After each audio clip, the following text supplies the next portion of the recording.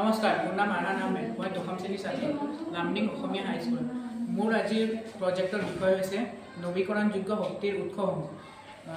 বৰ্তমান সময়ত নৱীকৰণযোগ্য শক্তিৰ উৎসসমূহৰ গুৰুত্ব অধিক, কাৰণ সময়ৰ গতিত অনৱীকৰণযোগ্য শক্তিৰ ভাণ্ডাৰসমূহ কমি আহিছে। ফলত আমি নৱীকৰণযোগ্য শক্তিৰ ব্যৱহাৰ ওপৰত গুৰুত্ব দিব লাগিব। নৱীকৰণযোগ্য শক্তিৰ উৎসসমূহ বিভিন্ন, যেনে সৌৰশক্তি, বায়ু শক্তি আদি। মোৰ আজি প্ৰজেক্টৰ বিষয়টো হৈছে সৌৰশক্তি। প্ৰথমতে মই মোৰ প্ৰজেক্টত দেখাইছোঁ সৌৰশক্তিৰ দ্বাৰা বিভিন্ন ঘৰ দুৱাৰ, বিল্ডিং আদিত কেনেদৰে সৌৰশক্তিৰ পৰা বৈদ্যুতিক শক্তিলৈ ৰূপান্তৰ কৰি ঘৰ দুৱাৰ আদিৰ বিভিন্ন আচবাবসমূহ চালিত কৰিব পাৰি। তাৰপিছত ইয়াত দেখুওৱা হৈছে